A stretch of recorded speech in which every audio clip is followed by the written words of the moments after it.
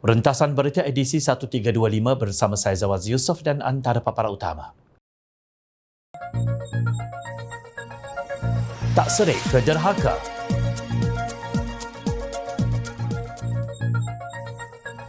Inisiatif Rahmah kian popular.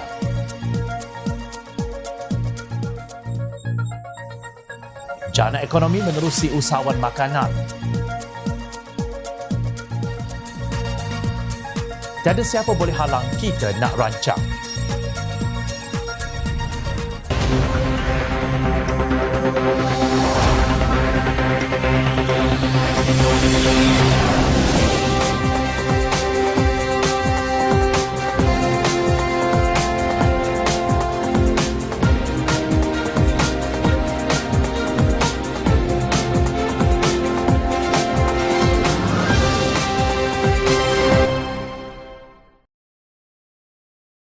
Assalamualaikum dan salam sejahtera.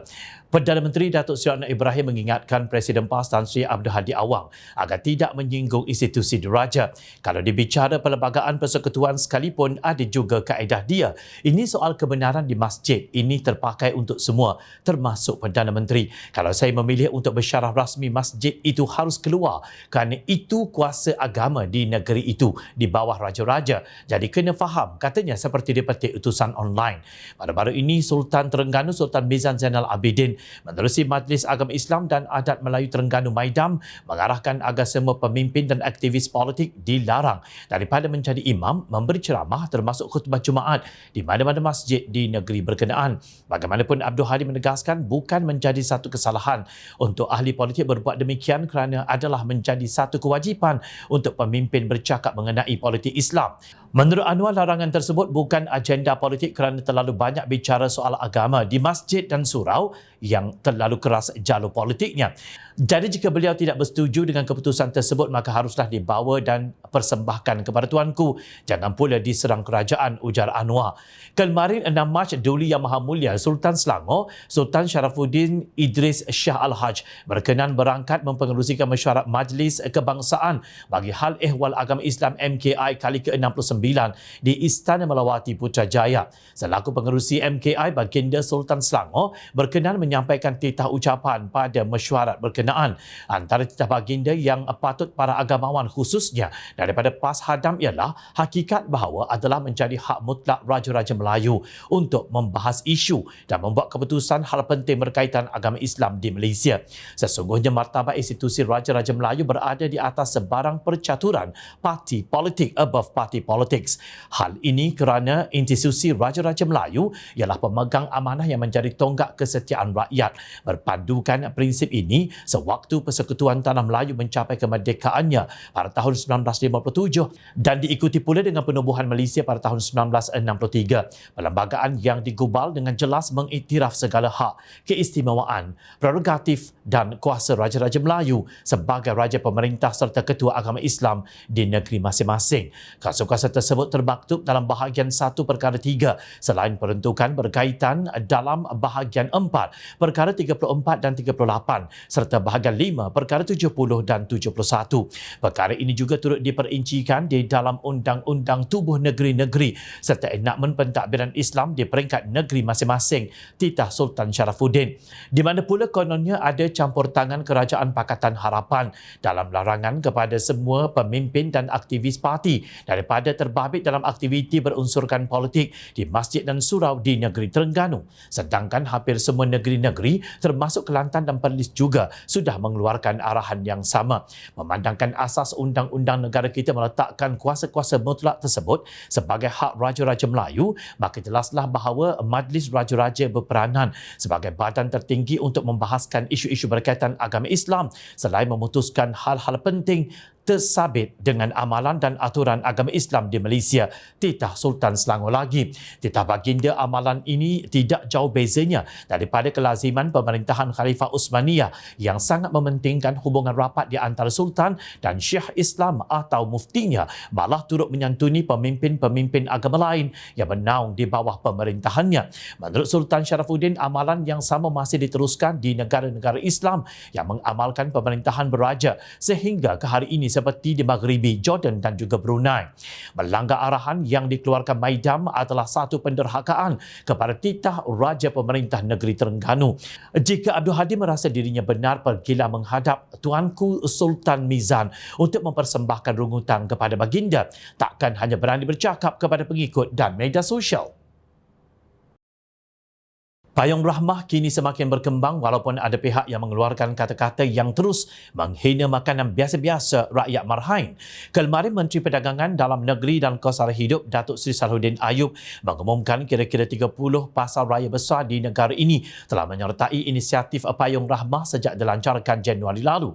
Menerusi inisiatif ini, golongan B40 berpeluang untuk berjimat sehingga RM24 apabila membeli 12 jenis barangan asas di pasar raya yang menyertainya. Penyertaan menggalakkan ini akan membantu kerajaan dalam menangani masalah beban kos sara hidup golongan B40 dan miskin tegar. Katanya kepada media selepas melancarkan program Rahmah Raya AEON Corporation Malaysia Berhad di Putrajaya. Inisiatif Payung Rahmah merupakan program kerajaan madani yang bertujuan untuk mendepani kos sara hidup khususnya golongan berpendapatan rendah. Ia turut merangkumi program menu Rahmah, jualan Rahmah dan pakej Rahmah.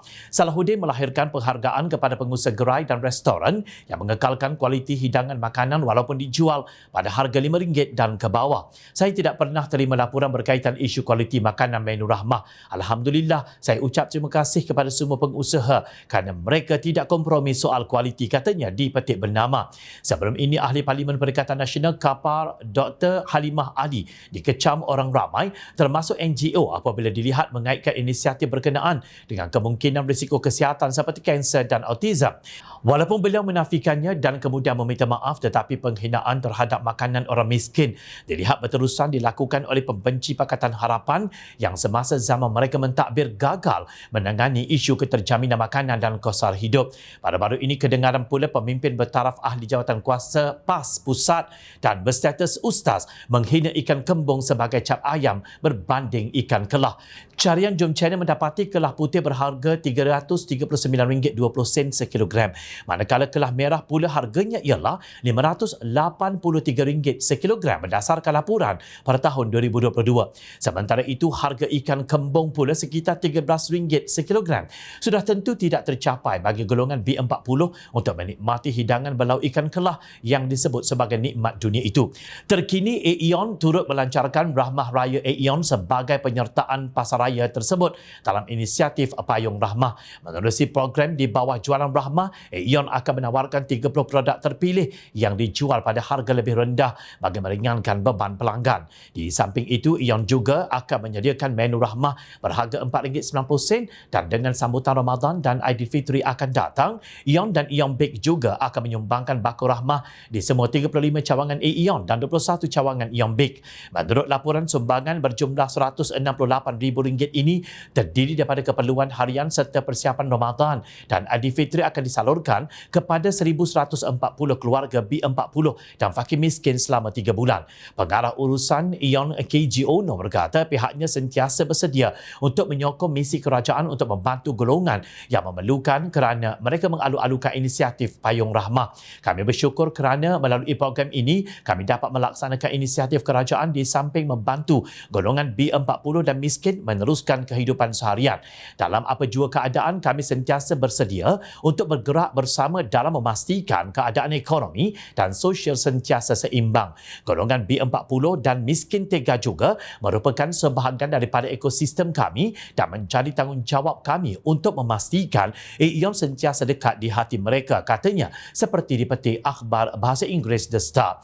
Difahamkan selepas penyertaan Burger King, rangkaian makanan segera McDonald, Kentucky Fried Chicken dan Manhattan Fish Market bakal menawarkan menu Rahmah bermula bulan ini. Demikian, sektor industri makanan berlumba-lumba mencari kebaikan dalam program kerajaan untuk membantu rakyat Malaysia yang berhadapan dengan kos sara hidup yang tinggi. Tak malukah pemimpin pembangkang berterusan menghina makanan golongan yang berpendapatan rendah hanya kerana ia inisiatif kerajaan Pakatan Harapan? Tak malukah puak yang menggelarkan diri mereka kononnya ulama atau penyokong ulama kepada masyarakat bukan Islam yang menyokong inisiatif Payung Rahmah? Ingat, malaikat rakib dan atid tidak pernah bercuti. Kini rakyat Malaysia bukan hanya boleh mendapatkan makanan yang berkualiti dengan harga RM5 dan ke bawah, seperti menu Rahmah dan membeli barangan keperluan. Menerusi jualan Rahmah, mereka sendiri boleh terbabit untuk menjana pendapatan dalam program usahawan yang ditubuhkan oleh Kerajaan Pakatan Harapan. Skim Inisiatif Pendapatan Rakyat IPR yang baru dilancarkan oleh Kementerian Ekonomi dilaporkan telah menerima pendaftaran hampir 20,000 peserta dalam tempoh seminggu penyertaan dibuka.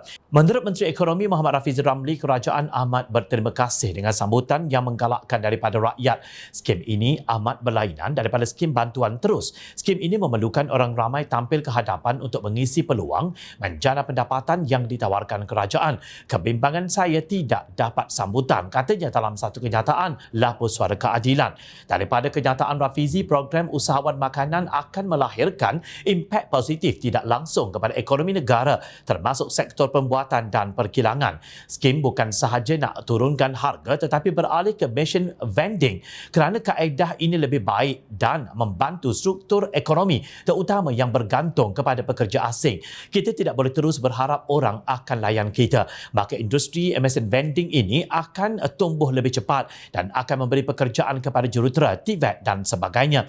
Setakat ini kemas kini melalui laman IPR selama 22,319 orang peserta sah mendaftarkan diri dan sasaran kita untuk mencapai 100,000 setahun. Jelasnya, Rafizi menyatakan sebanyak 52% pendaftaran adalah program usahawan makanan insan, 29% mahu menyertai program usahawan tani intan dan baki 19% pula mendaftar untuk program operator perkhidmatan atau Ikhsan. Negeri Selangor mendahului pendaftaran tertinggi IPR ketika ini diikuti Johor dan juga Perak. Selain itu, sebanyak 376 permohonan juga diterima daripada pihak agensi dan syarikat untuk menjadi pembeli kepada hasil yang akan diusahakan peserta. Kerana program yang lepas, cabaran paling besar adalah mendapatkan pembeli. Sebab itu, kita ubah kaedah daripada menyediakan peralatan tanaman kemudian serahkan kepada mereka untuk jual hasil kepada lebih baik. Ada masalah orang tengah, harga tak betul. Lepas sekali dua pusingan menanam, mereka putus asa kerana rugi. Jadi dengan ada pembeli yang disusun, selain rakan strategik seperti kita umum semasa pelancaran dalam kalangan pembeli borong dan pasar raya, tegas Rafizi. Perut anak-anak yang lapar tidak akan menjadi kenyang dengan menghunus pedang dan tombak tiruan atau mengarak pedang gergasi. Janganlah terlalu sombong, kononnya Terengganu sudah tidak lagi miskin sehingga ulama tersohornya lebih berminat untuk menjatuhkan kerajaan daripada turut menyokong program menjana ekonomi. Begitu juga tidak kelihatan program IPR mendapat sambutan di Kelantan dan Kedah yang diketahui miskin.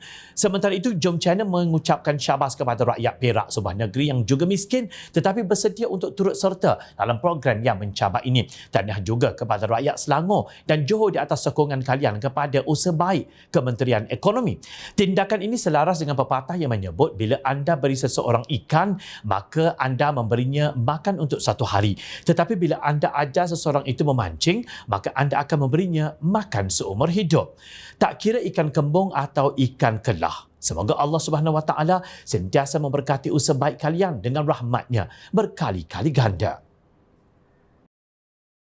Perdana Menteri Datuk Seri Anwar Ibrahim berkata keputusan Amazon Web Services atau AWS membuat pelaburan sebanyak 25.5 bilion ringgit di Malaysia adalah kerana kepercayaan syarikat gergasi teknologi itu kepada pentadbiran politik yang stabil dan dasar yang jelas kerajaan perpaduan. Menurut Anwar, pelaburan itu juga memberi impak yang tinggi kerana menambah keyakinan untuk kemasukan pelabur-pelabur asing baharu dari barat dan timur ke dalam negara. Tetapi khususnya dalam konteks AWS dan Tesla, yang betul saya harus jelaskan, ini perundingan itu sejak 2019, Disember 2019 dimulakan perundingan dan diteruskan, dan Amazon menunggu sehingga mereka percaya kepada satu pentadbiran politik yang stabil dengan dasar dan arahan yang jelas, dan ini yang menyebabkan akhirnya mereka menghubungi kami dan menyatakan kerana politik yang stabil dan dasar ekonomi yang jelas menyebabkan Amazon memilih Malaysia sebagai pangkalan mereka. jelasnya bila menjawab soalan ahli Parlimen Pakatan Harapan Bayang Baru Sim Zizin yang bertanya apakah implikasi kepada ekonomi negara dalam komitmen pelaburan oleh AWS yang bernilai 25.5 bilion ringgit itu menjelang tahun 2037. Bayang Baru ingin meminta Perdana Menteri menyatakan apakah implikasi kepada ekonomi negara dengan komitmen pelaburan oleh Amazon Web Services yang bernilai 25.5 bilion ringgit menjelang tahun 2037. Anda berkata pelaburan infrastruktur oleh AWS dijangka mewujudkan puluhan ribu peluang pekerjaan berpengetahuan tinggi dalam negara. Beliau yakin pelaburan tersebut akan membawa akses kepada infrastruktur AWS bertaraf dunia dan program kemahiran digital ke Malaysia yang membuka peluang kepada peniaga tempatan untuk berinovasi. Kata kuncinya politik yang stabil. Sebab itu AWS tidak datang pada tahun 2020, 2021 atau 2022. Walaupun rundingan sudah bermula sejak Disember 2019. Maknanya di sini jelas selama 33 bulan Malaysia ditadbir oleh Kerajaan Tebuk Atap, Tan Sri Mahyadin Mat Yassin tidak mengujakan pelabur asing bertaraf gergasi untuk datang ke negara ini. Walaupun Datuk Seri Ismail Sabri Yaakob mengambil alih tampuk kerajaan daripada Mahyadin, kepimpinan beliau juga tidak berupaya memikat pelabur asing untuk merisik peluang di negara ini. Namun bagi Presiden PAS Tan Sri Abdul Hadi Awang, beliau bukan mencari kestabilan politik. Pelaburan AWS seolah-olah tidak membawa sebarang erti kepada beliau. Beliau tetap dengan pendiriannya bahawa Parti Perikatan Nasional berhak untuk membuat rancangan bagi menumbangkan kerajaan perpaduan.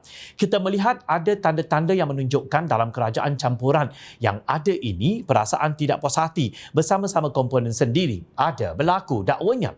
Beliau menganggap tindakan tersebut tidak salah daripada segi undang-undang, malah berlandaskan prinsip demokrasi.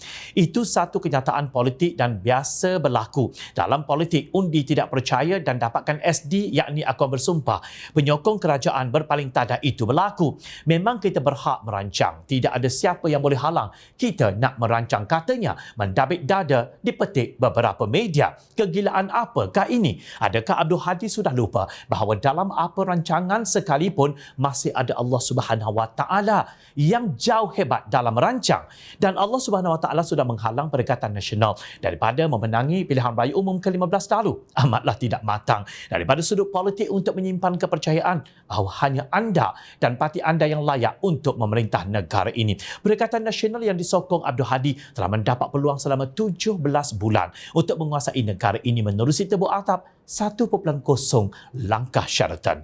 Gerombolan itu setelah tumbang terus menumpang UMNO BN untuk menjadi pemerintah. Tiada apa pencapaian yang dibanggakan dalam tempoh 1 Mac 2020 hingga 9 Oktober 2022 yang lalu. Sebagai contoh, ketika itu ringgit merudum sehingga mencapai RM4.75 bagi setiap dolar Amerika berbanding RM4.48 sekarang ini. Hari ini kita menuju ke arah pemulihan. Justru kita tidak mahu Tebuk Atap 2.0 yang sifatnya regresif seumpama mendiang Tebuk Atap 1.0. Ingat, rakyat sentiasa memerhati. Teruskan bersama kami di Jom Channel dan layari portal jomchannel.net untuk mendapatkan berita politik tanah air. Saya Zawaz Yusof, terima kasih untuk perhatian. Assalamualaikum dan salam sejahtera. Kita jumpa lagi.